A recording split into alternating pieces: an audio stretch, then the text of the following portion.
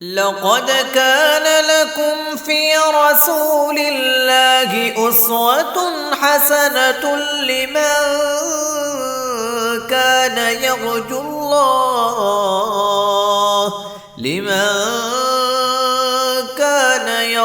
الله واليوم الآخر وذكر الله كثيرا. نحمده ونصلي على رسوله الكريم اما بعد.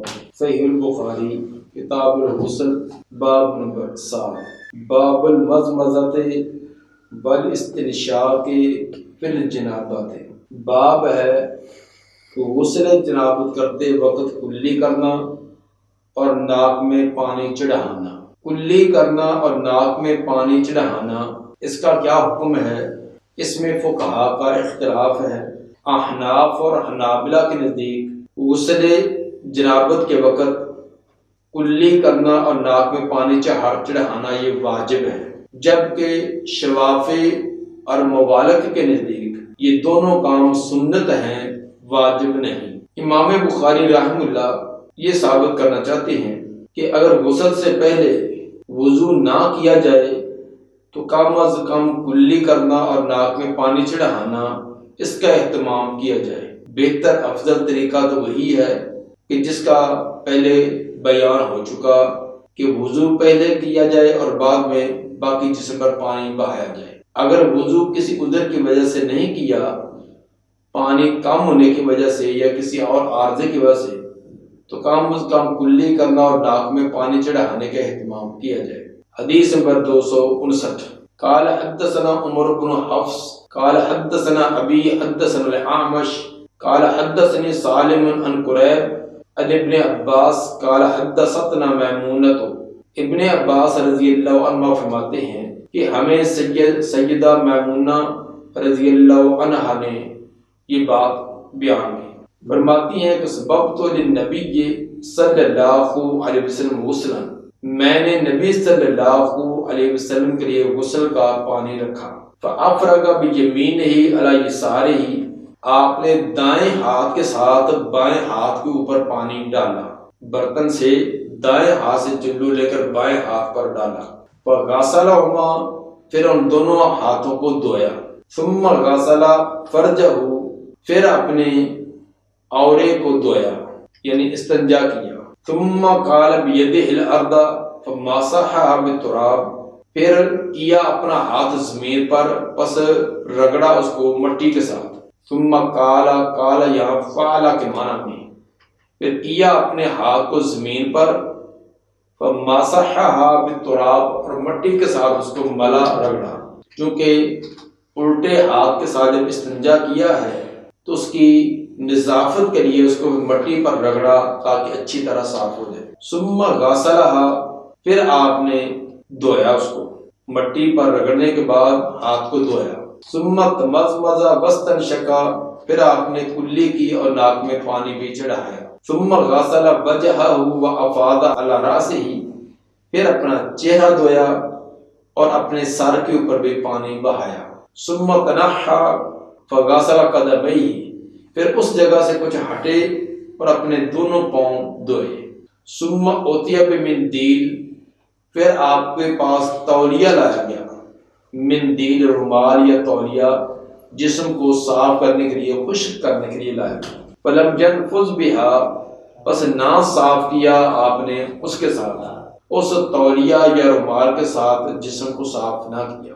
اس سے امام بخاری رحمہ اللہ نے یہ ثابت کیا وہ غسل جنابت سے پہلے کلی کرنا اور ناک میں پانی چڑھانا یہ ثابت کیا. آخر میں جو بات بیان کی گئی ہے کہ غسل جب آپ نے فرمایا تو پھر آپ کو تولیہ یا رومال دیا گیا، لیکن آپ نے اس کو استعمال نہ کیا. اس کا یہ معنی نہیں ہے کہ غسل کرنے کے بعد تولیے کا، رومال کا، کپڑے کا استعمال کرنا جائز نہیں، بلکہ یہ ثابت ہوا ہے کہ تولیہ وغیرہ کا استعمال کرنا لازم نہیں ہے. جیسے گرمی کے موسم میں غسل کیا جائے تو آدمی تولیہ وغیرہ استعمال نہیں کرتا تاکہ جسم پر کوئی ٹھنڈک رہے، اور اسی طرح کپڑے پہنے جائیں تاکہ کپڑوں کے اندر بھی تھوڑی سی نمی آ جائے اور ٹھنڈک رہے. جبکہ سردی وغیرہ کے موسم میں انسان اچھی طرح جسم کو صاف کر لیتا ہے. یہ انسان کی طبیعت پر منحصر ہے۔ کپڑے کا استعمال کرنا یا نہ کرنا یہ دونوں طرح جواز ہے۔ جیسے غسل کے بعد کپڑے کا استعمال کرنا اور نہ کرنا یہ دونوں طرح ہے، اسی طرح وضو کے بعد بھی۔ اس سلسلہ میں جو ایک روایت بیان کی جاتی ہے کہ وضو کے بعد کپڑے کا استعمال نہ کیا جائے، تولیے کا استعمال نہ کیا جائے، تاکہ پانی جب جسم کے ساتھ جسم کے اندر جذب ہو یا جسم پر ٹھہر کر خشک ہو، اگر صاف کر لیا جائے گا تو جو حدیث میں آتا ہے کہ وضو کے اعضاء یہ چمکیں گے تو اس کی چمک میں فرق آ جائے گا۔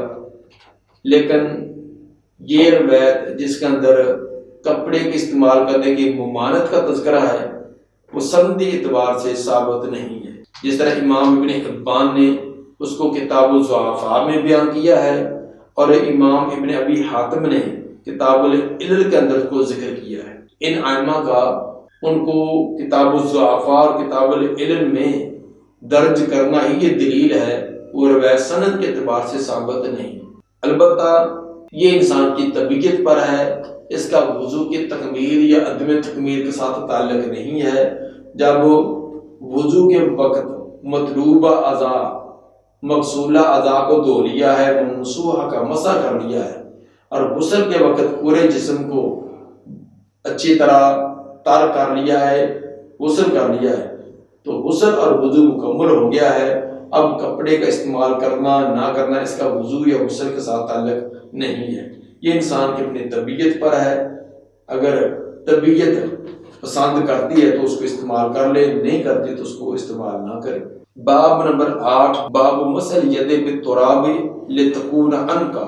باب ہے کہ ہاتھوں کو مٹی کے ساتھ ملنا، رگڑنا، لتکون عنقا، تاکہ ہاتھ اچھی طرح صاف ہو جائے۔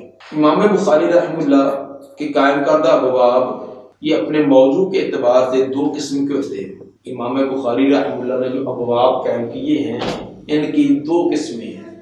نمبر 1، امام بخاری رحمہ اللہ باب جو ہوتا ہے یہ ایک دعوے کے طور پر استعمال کرتے ہیں، ایک دعویٰ کرتے ہیں کہ یہ بات، یہ مسئلہ ایسے ہے، اور آگے روایت جو لاتے ہیں اس دعوے کی دلیل ہوتی ہے، اس روایت کے ساتھ اپنے دعوے کو ثابت کرتے ہیں کہ میں نے جو دعویٰ کیا کہ یہ بات ایسے ہے، یہ کام جائز ہے، نجائز ہے، اس کو ایسے کرنا چاہیے، ایسے کرنا چاہیے، اس دعوے کی دلیل آگے والی روایت ہے۔ اکثر ابواب امام بخاری رحمہ اللہ کی اسی انداز کی ہے، جس طرح کہ آپ پیچھے یہ تمام ابواب دیکھتے آ رہے ہیں۔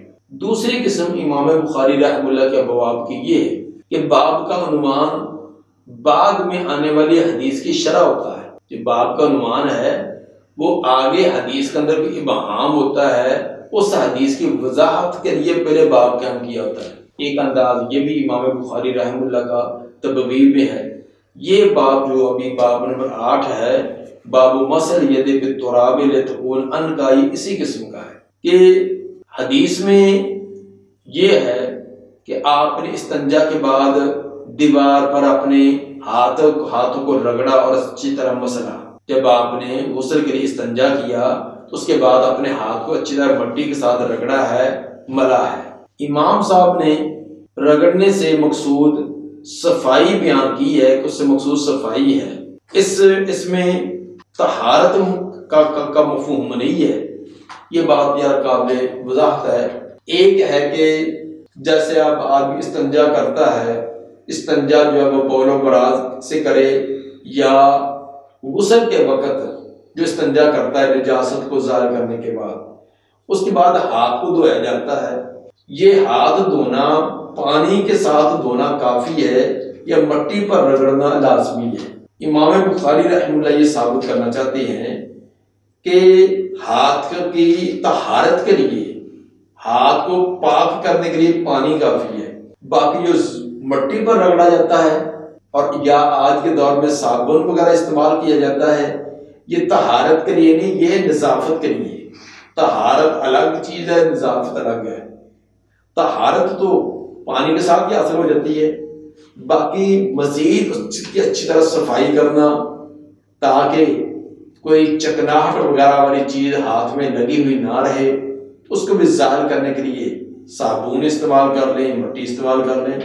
دلیل امام بخاری رحمہ اللہ کی سورہ فرقان کے آیت نمبر 48 کہ اللہ تعالیٰ نے قرآن میں فرمایا کہ انزلنا من السماء ماء طہورا، ہم نے آسمان سے پانی طہارت کے لیے نازل کیا ہے۔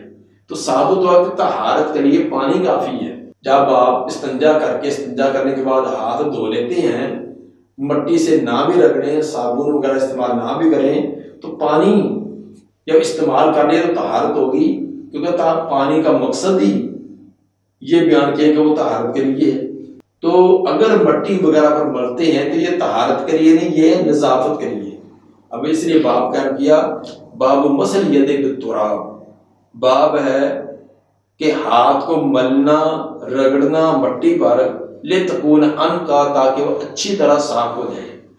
پاک تو پانی سے ہی ہو گیا ہے، لیکن اس کی مزید نظافت کے لیے یہ مٹی وغیرہ کا استعمال ہے۔ حدیث نمبر 260 قال حدثنا عبداللہ بن زبیر الحمیدی قال حدثنا سفیان قال حدثنا الاعمش عن سالم بن ابی الجعد عن قریب عن ابن عباس عن میمونہ۔ ابن عباس رضی اللہ عنہ سیدہ میمونہ رضی اللہ تعالی عنہ سے یہ روایت بیان کرتے ہیں کہ ان نبی صلی اللہ علیہ وسلم اغتسل من الجنابہ، نبی صلی اللہ علیہ وسلم نے غسل جنابت کیا، فغسل فرجہ بیدہ، دھویا اپنے عورے کو اپنے ہاتھ سے، یعنی اپنے ہاتھ سے استنجا کیا، ثم دالک بالحائط، پھر ملا اس ہاتھ کو دیوار پر، دالا کا رگڑنا ملنا اپنے ہاتھ دیوار پر، ثم غسل، پھر ہاتھ کو پانی سے دھویا، پہلے مٹی سے رگڑا پھر ہاتھ پانی سے دھویا، ثم توضأ وضوءہ للصلاۃ، پھر وضو کیا آپ نے نماز جیسا وضو، جیسے نماز کے لیے وضو کیا جاتا اسی طرح ہی وضو کیا۔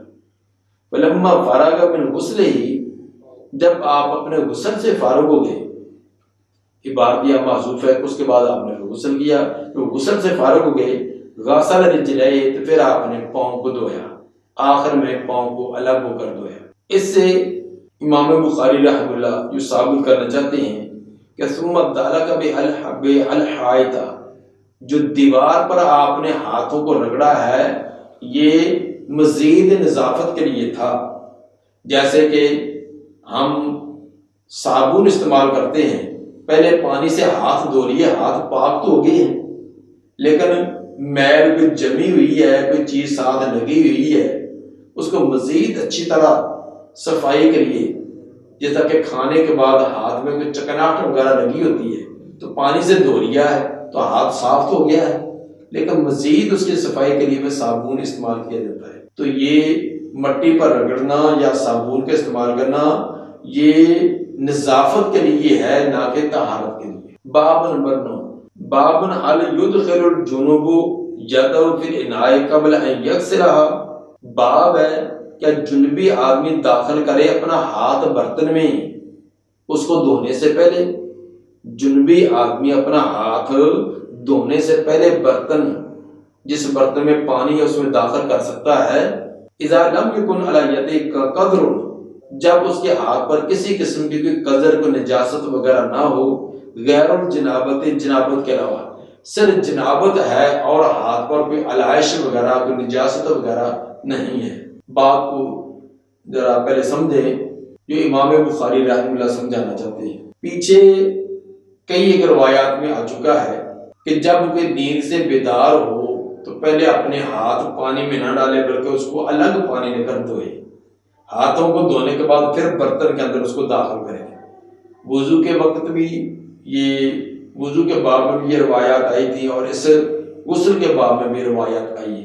امام بخاری رحمہ اللہ ثابت یہ کرنا چاہتے ہیں کہ وضو کرنے سے پہلے یا غسل کرنے سے پہلے جو ہاتھ دھوئے جاتے ہیں یہ اس شکل میں ہیں جب ہاتھوں پر کسی نجاست وغیرہ کا خدشہ ہو، یہ خطرہ ہو کہ ہو سکتا ہے کہ ہاتھ اس کے کوئی پلید جگہ پر لگے ہوں، ہاتھوں کو کوئی نجاست لگی ہو، ایسی شکل کے اندر اگر ہاتھ پانی میں ڈالے گا تو پانی مشکوک ہو جائے گا، اگر اس کو نجاست نظر آ رہی ہے پھر تو پانی ویسے نجس ہو جائے گا، اگر نجاست نظر نہیں آ رہی، شکوک و شبہات ہیں تو اس کو وہم رہے گا کہ میں نے ہاتھ ڈال دیے، شاید ہاتھوں کو کوئی علائش لگی ہو، کوئی نجاست ہو، پانی شاید نجس ہو گیا ہو، وہ وسوسے میں مبتلا ہو جائے گا۔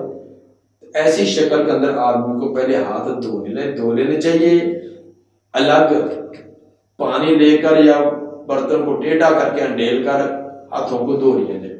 لیکن اگر آدمی جنبی ضرور ہے لیکن اس کے ہاتھوں پر کوئی نجاست نہیں ہے، ہاتھ اس کے بالکل صاف ہے، اس کو یقین ہے کہ ہاتھ بالکل صاف ہے، لیکن غسل جنابت اس پر ہے، تو اب وہ اپنے ہاتھ پانی میں ڈال سکتا ہے۔ ہاتھ ڈالنے سے پانی پلید نہیں ہوگا۔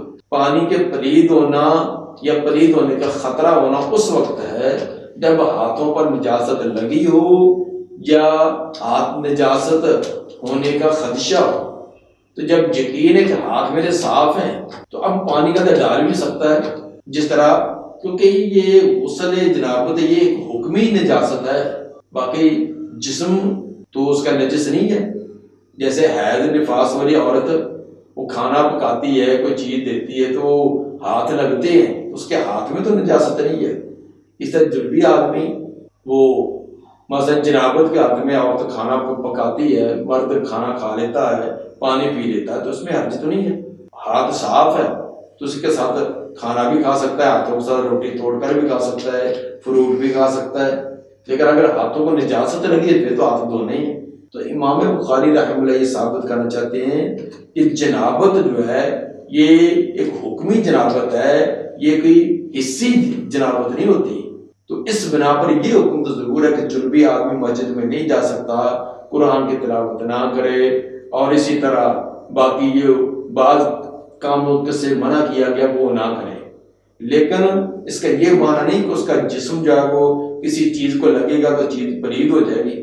اس سلسلہ میں حدیث نمبر 261 لائے، قال حدثنا عبداللہ بن مسلمہ قال حدثنا افلح عن القاسم عن عائشہ قالت كنت اغتسل انا والنبي صلی اللہ علیہ وسلم من اناء واحد تختلف ایدینا فیہ۔